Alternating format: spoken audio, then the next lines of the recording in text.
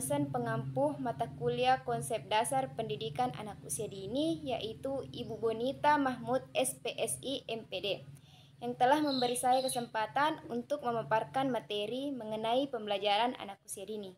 Pembahasan pertama yaitu pengertian belajar dan pembelajaran. Pertama-tama, kita akan membahas mengenai pengertian belajar. Belajar merupakan salah satu faktor yang mempengaruhi dan berperan penting dalam pembentukan pribadi dan perilaku individu. Sebagian besar, perkembangan individu berlangsung melalui kegiatan belajar. Belajar juga merupakan suatu aktivitas yang dapat dilakukan secara psikologis maupun secara fisiologis. Aktivitas yang bersifat psikologis yaitu aktivitas yang merupakan proses mental, misalnya aktivitas berpikir, memahami, menyimpulkan, menyimak, menelaah, membandingkan, membedakan, mengungkapkan, dan menganalisis. Adapun aktivitas yang bersifat fisiologis yaitu aktivitas yang merupakan proses penerapan atau praktik, misalnya melakukan eksperimen atau percobaan latihan. Kegiatan praktik, membuat karya atau produk, dan apresiasi. Pengertian pembelajaran. Pembelajaran merupakan suatu sistem yang terdiri dari berbagai komponen yang saling berhubungan satu dengan yang lain. Komponen tersebut meliputi tujuan, materi, metode, dan evaluasi. Keempat komponen pembelajaran tersebut harus diperhatikan oleh guru dalam memilih dan menentukan media, metode, strategi, dan pendekatan apa yang akan digunakan dalam kegiatan pembelajaran. Pembahasan yang kedua yaitu pembelajaran melalui bermain pada anak usia dini. Bermain bagi anak adalah suatu kegiatan yang bermakna. Bermain merupakan proses belajar dan cara untuk memperoleh pengetahuan tentang sesuatu, seperti warna, bentuk, dan bilangan. Bermain melatih pertumbuhan fisik dan imajinasi, menawarkan peluang untuk berinteraksi dengan orang dewasa dan anak lain. Berlatih menggunakan kata-kata dan membuat belajar menjadi sesuatu yang menyenangkan. Hal ini sangat penting karena pada saat anak masuk sekolah, belajar menjadi formal dan menghendaki upaya untuk bersungguh-sungguh.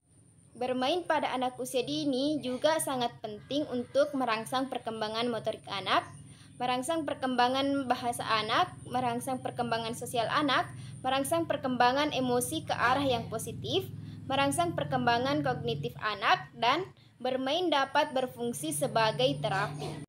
Pembahasan yang ketiga yaitu perbedaan pendekatan model, metode, dan teknik pembelajaran pada anak usia dini.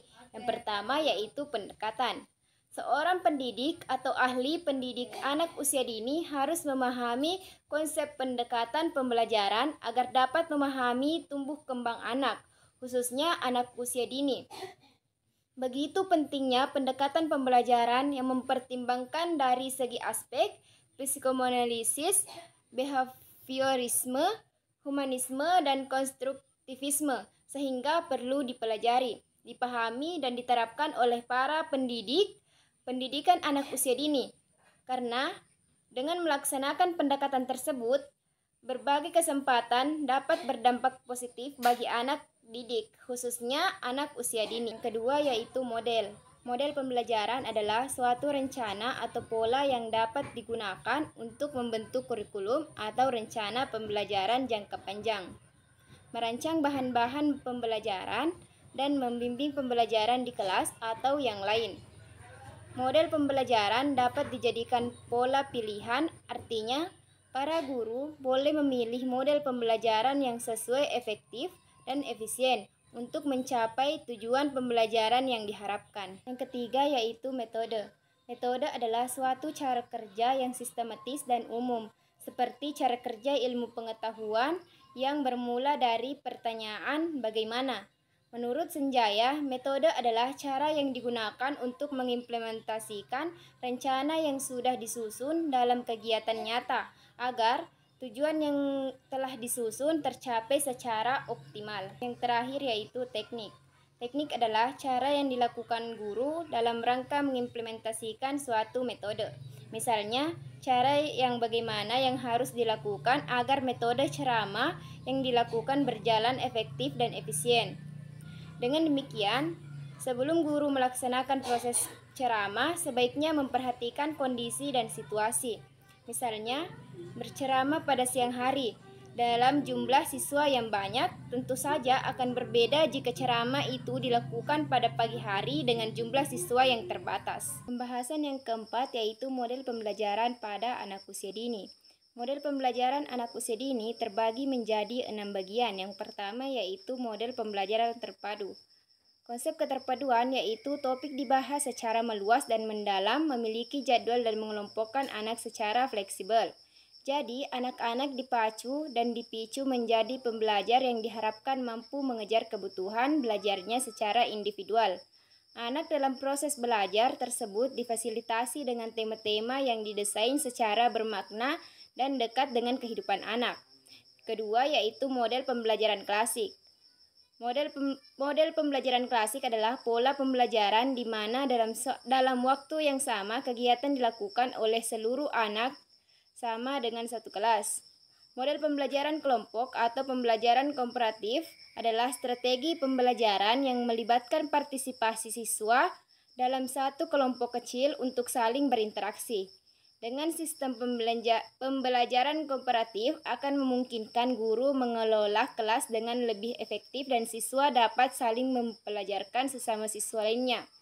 Dalam pembelajaran ini akan tercipta sebuah interaksi yang lebih luas, yaitu interaksi dan komunikasi yang dilakukan antar guru dengan siswa, siswa dengan siswa, dan siswa dengan guru. Yang ketiga yaitu model pembelajaran area minat. Model pembelajaran area minat disebut juga dengan model pembelajaran berdasarkan minat karena model pembelajaran ini yang memberikan kesempatan kepada anak didik untuk memilih atau melakukan kegiatan sendiri sesuai dengan minatnya. Tetapi anak tetap harus di bawah kawasan pendidik. Model pembelajaran ini mengajarkan cara tanggung jawab dan merapikan permainannya setelah bermain, mandiri, kreatif, sehingga anak dapat membuat kesimpulan sendiri dari setiap hal yang dipelajarinya. Keempat, model pembelajaran BCCT, Beyond Center and Circle Time. Model pembelajaran BCCT adalah pendekatan pembelajaran yang dalam proses pembelajarannya dilakukan di dalam lingkaran atau circle time.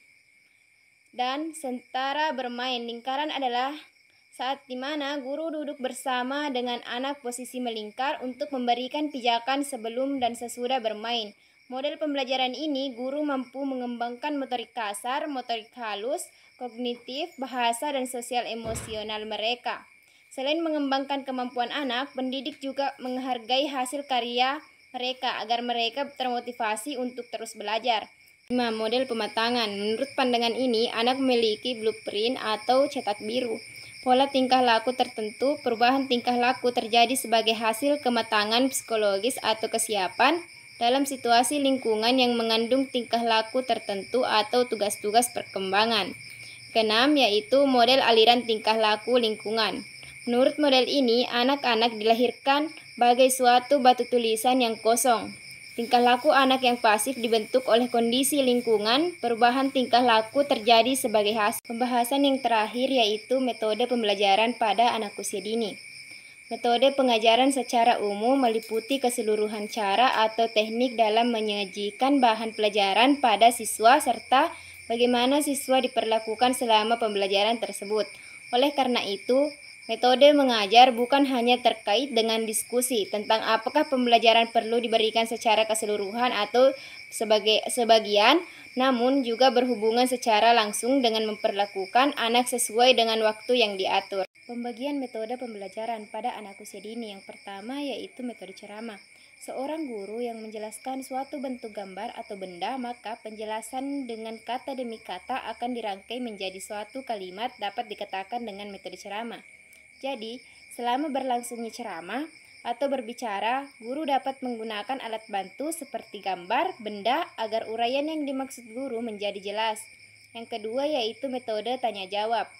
Metode tanya jawab adalah penyampaian pembelajaran oleh guru dengan jalan mengajukan pertanyaan dan murid menjawab. Anak didik yang kurang mencurahkan perhatiannya terhadap materi yang diajarkan melalui metode ceramah akan lebih berhati-hati terhadap materi yang dijelaskan dengan menggunakan metode tanya jawab. Yang ketiga yaitu metode keteladanan. Keteladanan merupakan bentuk perilaku individu yang bertanggung jawab yang bertumpu pada praktik secara berlangsung. Hal tersebut akan membentuk pribadi individu peserta didik untuk murid menjadi manusia yang utuh, sehat jasmani dan rohani sehingga mampu berinteraksi sosial dengan penuh tanggung jawab dalam tatanan hidup bermasyarakat. Yang keempat yaitu metode pembiasaan.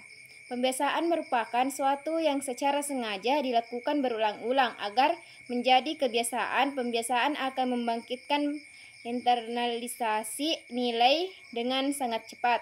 Internalisasi adalah upaya menghayati dan mendalami nilai agar tertanam dalam diri manusia karena orientasi pendidikan karakter adalah pada pendidikan nilai dari yang jadi perlu proses berinternalisasi tersebut.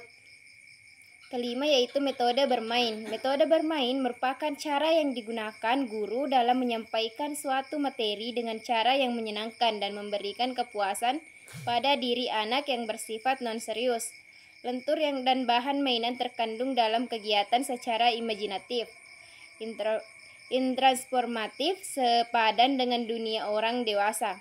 Keenam yaitu metode bercerita. Dalam pengajaran yang menggunakan metode cerita, perhatian terpusat pada guru, sedangkan muridnya hanya menerima secara pasif, sehingga timbul kesan murid hanya sebagai objek yang selalu menganggap benar apa yang disampaikan oleh guru. Metode cerita merupakan salah satu metode yang sering digunakan dalam pembelajaran anak usia dini, yaitu cara bertutur kata dan menyampaikan cerita atau penjelasan pada anak secara lisan. Yang ketujuh yaitu metode menyanyi. Menurut Purwanto, bernyanyi dapat menciptakan suasana belajar menjadi riang dan bergairah, sehingga perkembangan anak dapat berstimulasi secara lebih optimal karena pada prinsipnya tugas lembaga pendidikan anak usia dini dapat mengembangkan seluruh aspek dalam diri anak yang meliputi fisik motorik, sosial, emosional, intelektual, bahasa, seni, serta moral dan agama. Yang kedelapan yaitu metode karya wisata. Metode karya wisata adalah cara mengajar yang dilaksanakan dengan jalan mengajak para murid keluar kelas untuk mengunjungi suatu tempat, menyelidiki atau mempelajari suatu objek yang dipelajari di bawah bimbingan guru.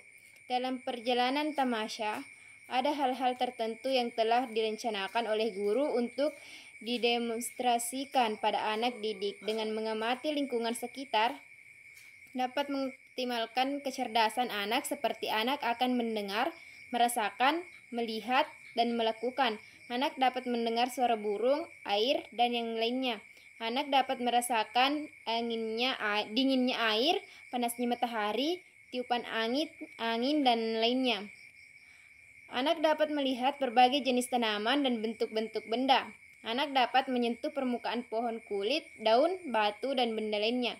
Kesembilan yaitu metode demonstrasi. Metode demonstrasi adalah metode pembelajaran yang dilakukan oleh guru dengan memperlihatkan kepada seluruh murid tentang cara melakukan sesuatu. Metode demonstrasi lebih menekankan pada pengamatan sehingga anak dapat belajar secara langsung. Proses melihat akan mudah direkam dalam memori sehingga akan dapat diingat. Ke-10 yaitu metode simulasi. Metode simulasi adalah metode belajar mengajar dengan cara menirukan situasi tiruan untuk memahami konsep, prinsip atau keterampilan tertentu. Metode ini merupakan metode penyampaian materi yang berbentuk permainan atau game yang meniru kondisi tertentu, guna menanamkan materi pembahasan melalui pengamatan peserta didik. Itulah tadi yang dapat saya paparkan. Saya akhiri dengan ucapan wassalamualaikum warahmatullahi wabarakatuh.